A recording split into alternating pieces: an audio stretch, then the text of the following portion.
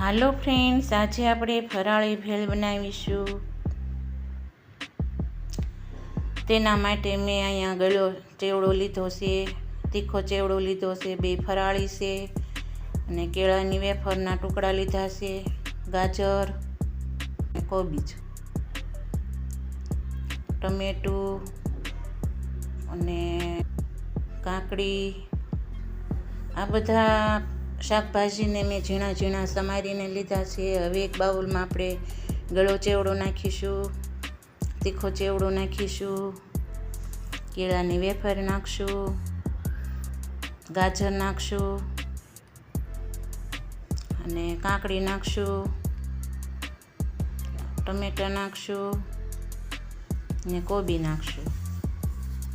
હવે આ લીલા મરચાંની પેસ્ટ છે, આમાં આદું નથી ઉમેર્યું, આદું નથી નાખવાનું। આ ભેળને આપણે 11ના દિવસે કે કોઈ પણ વાર તહેવાર રહ્યા હોય તેમાં પણ લઈ શકાય છે। 1 ચમચી આમચૂર પાવડર નાખશું, 1 ચમચી મીઠું નાખશું,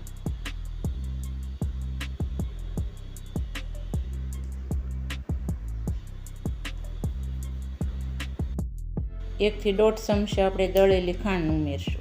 આ ભેળમાં કાજુ બદામના ટુકડા નખાય, બટેકું બાફેલું નખાય, લીલી દ્રાક્ષ નખાય, ખજૂર આમલીની ચટણી પણ નખાય। આમાં મેં એકાઈ ઉમેર્યું નથી, તમારે નાખવું હોય તો નાખી શકો। હવે આપણે આ બધી ભેળને મિક્સ કરીશું સારી રીતે। મારી આ રેસીપીના વિડીયાને બીજા જોડે શેર કરતા રહો, જેનાથી બીજા લોકોને પણ લાભ મળતો રહે। મારી આ રીતથી તમે પણ ભેળ બનાવવાની ટ્રાય કરજો અને મને કોમેન્ટ કરીને જણાવજો કે તમારે આ ભેળ કેવી બની છે। હવે આપણે ધાણા ઉમેરી અને ભેળવી લઈશું ફરીવાર। આ ભેળને શ્રાવણ માસના નેકરાણા કર્યા હોય તો પણ લઈ શકાય છે। હવે આમાં શાકભાજી થોડાક મને વધારે લાગે છે તો આપણે ફરીવાર 2 સેવડા ઉમેરશું, તીખો ને ગળ્યો, અને થોડી કેળાની વેફર પણ ઉમેરી દઈશું, એટલે બહુ શાકભાજી ન લાગે ને સ્વાદ સારો આવે। અમે અમારા ઘરે બધા 11ના દિવસે આ ભેળ બનાવીએ છીએ। કોઈ પણ ઉપવાસમાં આપણે બધા બટેકા વધારે પડતા લઈએ છીએ, એટલે પેટમાં ગેસ થાય, વધારે પડતું વાયુ વધી જાય, એટલે આ પ્રકારની ભેળ ખવાય। બરાબર ભેળવી લઈશું।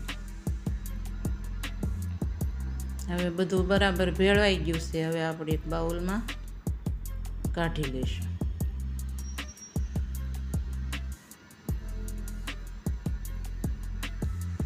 કેરીની સિઝન હોય ત્યારે આમાં કાશી કેરીના કટકા પણ નખાય અને દાડમના દાણા પણ નખાય।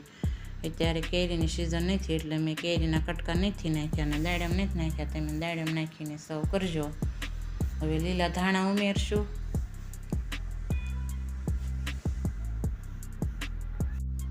જો તમે આ રેસીપી પસંદ કરી હોય તો લાઈક કરો, શેર કરો અને સબસ્ક્રાઈબ કરવાનું ભૂલશો નહીં।